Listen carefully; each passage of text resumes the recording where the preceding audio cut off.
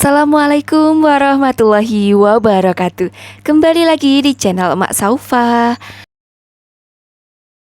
Alhamdulillah, di kesempatan kali ini Emak Saufa mau pos-pos keuangan. Setelah kemarin sebelum gajian Mak Saufa membuat budgeting untuk bulan November. Nah sekarang waktunya Mak Saufa setelah menerima gaji, menerima uang, waktunya untuk pos-pos keuangan sehingga insya Allah keuangan kita itu bisa sesuai dengan budgeting. Mudah-mudahan vlog emak kali ini bisa menginspirasi bunda-bunda semua dan juga bisa bermanfaat. Untuk teman-teman yang selalu mendukung channel Emak Saufa, emak ucapkan banyak terima kasih. Dan untuk yang baru bergabung, emak ucapkan selamat datang. Jangan lupa like, komen, dan subscribe-nya ya bun. Terima kasih. Nah, seperti yang sudah emak jelaskan di budgeting emak kemarin, di sini Emak Saufa hanya mengelola uang atau gaji pokok Pak suami yaitu Rp4.400.000. Nah, sedangkan uang lemburan dari Pak suami ini akan emak fokuskan untuk menabung emas. Jadi untuk bulan ini Pak suami menerima gaji sebesar 5 juta rupiah sehingga uang gaji pokoknya itu 4.400.000 dan uang lemburannya itu sisanya adalah 600.000 rupiah. Jadi yang emak kelola adalah 4.400.000 dan untuk yang akan emak belikan emas yaitu sebesar 600.000 rupiah. Tapi karena 600.000 itu belum dapat 1 gram emas logam mulia, sehingga di sini akan emak simpan dulu ya di tabungan emas Emak Saufa. Nah insya Allah nanti kalau sudah ada tambahannya atau emak dapat penghasilan tambahan dan lain-lain, nah, di sini barulah nanti akan emak belikan 1 gram logam mulia. Di sini emak mengajak bunda-bunda semua untuk ayo mari kita sama-sama ya mulai menabung emas supaya kita memiliki tabungan yang tidak tergerus inflasi atau tergerus waktu. Insya Allah semakin lama kita simpan maka akan semakin menguntungkan. Meskipun nggak banyak ya, meskipun sebulan 100.000 atau 200.000 atau 300.000 ya, meskipun sedikit tapi minimal kita memiliki tabungan untuk kita belikan emas atau logam mulia seperti itu ya bun ya. Karena itu tuh nantinya bakal bisa nyelamatin kita kalau kita pas keadaan sulit tidak memiliki uang sama sekali, maka emas itu bisa kita jual lagi gitu. Atau selain logam mulia kita juga bisa beli emas perhiasan yang karatnya gede ya, atau sekitar 21 atau 22 karat gitu.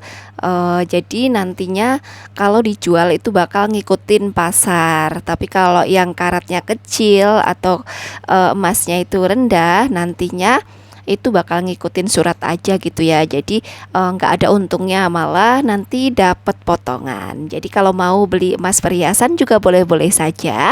Nantinya bisa kita jual lagi sesuai harga pasar. Nah selanjutnya setelah menabung emas, lanjut ini Mak Saufa mau pos-pos untuk kewajiban. Nah untuk kewajiban-kewajiban ini akan emak taruh di satu dompet, sehingga nanti kalau waktunya bayar-bayar langsung saja emak ini ya, emak pos-poskan ke dompet pintar Emak Saufa. Di sini ada beberapa kewajiban-kewajiban emak seperti bayar cicilan wifi, terus ada bayar SPP. Nah ini mumpung masih tanggal 1 ya, minimal sampai tanggal 5 itu segera kita bayar-bayarkan supaya nanti nggak ada denda, terus supaya bisa berjalan sesuai dengan apa yang sudah kita budgetingkan. Nah kalau nggak segera kita bayarkan, takutnya nanti malah kepake untuk yang lain dan akhirnya keuangan kita jadi berantakan gitu ya bun. Selain untuk pos-pos keuangan, di sini nanti Mak Saufa bakal ngasih bocoran bagaimana caranya supaya kita itu keuangannya nggak ada istilah tanggal muda tanggal tua. Nah, di sini nanti bakal emak kasih tahu caranya. Jadi ikutin terus ya Mak Saufa ya. Jadi dari pertama penghasilan setelah dipisahkan antara penghasilan pokok dan juga uang lemburan. Jadi di sini supaya uang lemburan itu juga bermanfaat, makanya emak belikan logam mulia. Selanjutnya setelah itu dibayarkan kewajiban-kewajibannya ya, supaya nggak ada denda, supaya semuanya bisa berjalan lancar gitu. Setelah pos-pos untuk kewajiban, selanjutnya adalah pos-pos untuk kebutuhan. Nah, disinilah nanti akan emak kasih tahu caranya supaya uang belanja kita itu tetap stabil meskipun di tanggal muda atau tanggal tua. Sebagai contoh di sini Mak Saufa ada kebutuhan bulanan sebesar 500.000, ada kebutuhan mingguan sebesar 100.000 dan juga kebutuhan harian 750.000 rupiah, sehingga totalnya semua adalah 1.350.000 rupiah. Di sini akan emak bagi 3 dulu, jadi menjadi 3 amplop atau 3 binder supaya jelas untuk harian, bulanan dan juga mingguannya. Di sini untuk kebutuhan bulanan itu adalah untuk beli sembako, beras dan lain-lain, maka akan emak pisahkan yang 500.000. Nah, sehingga tinggal sisa yang mingguan dan juga harian. Di sini karena hariannya itu 750.000 rupiah, maka akan emak ambilkan dari mingguannya itu kan 100.000. Jadi supaya hariannya ini jadi 800.000, maka emak ambilkan 50.000 dari mingguan, sehingga untuk kebutuhan harian adalah 800.000 rupiah. Dan di sini akan emak bagi menjadi 4 minggu. Jadi 800.000 dibagi 4, maka akan tiap minggunya nanti jatah untuk belanja jadinya adalah 200.000, 200.000, 200.000. Jadi minggu pertama 200.000, minggu kedua 200.000, minggu ketiga 200.000 dan minggu keempat 200.000. Sehingga meskipun minggu pertama, minggu kedua, minggu ketiga, minggu keempat pun untuk belanja tetap sama, tetap aman, tetap 200.000 seperti itu. Ini adalah cara emak memisah-misahkan jatah belanja emak supaya nggak ada istilah tanggal muda tanggal tua seperti itu ya, dipisah-pisahkan. Nah, nantinya kalau ada sisa di setiap belanja, maka akan emak pisahkan lagi untuk ada kekurangan-kekurangan seperti beli saus tiram atau beli kecap atau beli saus seperti itu ya. Jadi untuk belanja itu benar-benar meskipun kembaliannya juga ya, sisanya juga akan tetap emak fokuskan untuk belanja. Nah, setelah tadi pos-pos untuk kewajiban, untuk kebutuhan, lanjut ini adalah pos-pos untuk keluarga ya. Karena ini juga nggak kalah pentingnya. Di sini tuh meskipun Pak suami jatahnya itu per bulan, tapi ngambilnya tuh tiap minggu, sehingga di sini juga Mak Saufa bakal pisahkan lagi untuk Pak suami, untuk anak-anak juga.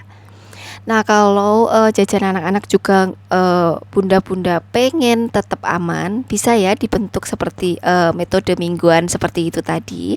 Jadi untuk minggu pertama jatah untuk anak-anak, minggu kedua. Jadi dengan begitu itu meskipun tanggal muda tanggal tua itu sama. Nah, lanjut ini sisanya masih ada 550.000 rupiah, dan di sini adalah untuk sedekah, dana darurat dan juga tabungan. Nah, untuk tabungannya di sini juga bisa seumpama mau dijadikan tabungan apa, tapi karena ini kan tahun depan Kakak Saufa ini untuk tabungan masuk SMA sehingga termasuknya jangka pendek, maka akan emak tabungkan berbentuk uang saja. Jadi kalau kita untuk jangka pendek untuk tabungan emas itu kurang cocok ya. Untuk tabungan jangka panjang tuh baru cocok, karena dengan begitu kita akan dapat keuntungan. Kalau untuk jangka pendek lebih baik ditabung bisa melalui bank atau ditabung uang saja gitu ya, kalau kita aman ditabung di rumah. Dan untuk uang belanja tadi, ini akan emak jadikan satu dompet tersendiri. Jadi kalau kita ada dompet atau ada binder ya seperti itu, lebih baik tuh dipisah-pisah ya Bun ya, kalau memang ada. Kalau nggak ada ya bisa ditaruh di mana gitu, di selipan buku atau gimana, yang penting aman ya. Karena kalau dicampur jadi satu dompet, itu tuh nanti kalau kita pergi terus kita pengen apa, karena budgetnya nggak ada, bisa-bisa kita ngambil budget dari pos-pos lain ya, sehingga kalau kita kemana-mana lebih baik bawa uang pas, dan untuk jaga-jaganya kita bisa bawa ATM kayak gitu aja. Nah itu sih sedikit tips dari emak ya, cara pos-pos keuangan ala Mak Saufa. Semoga vlog emak ini bisa menginspirasi bunda-bunda semua dan juga bisa bermanfaat. Dan di sini semoga channel Mak Saufa ini bisa kita bareng-bareng belajar menjadi ibu, menjadi istri yang lebih baik dari sebelumnya. Semoga bunda-bunda di sana senantiasa dilancarkan rezekinya dan juga dimudahkan segala urusannya, keuangannya menjadi lebih baik, dan wassalamualaikum warahmatullahi wabarakatuh.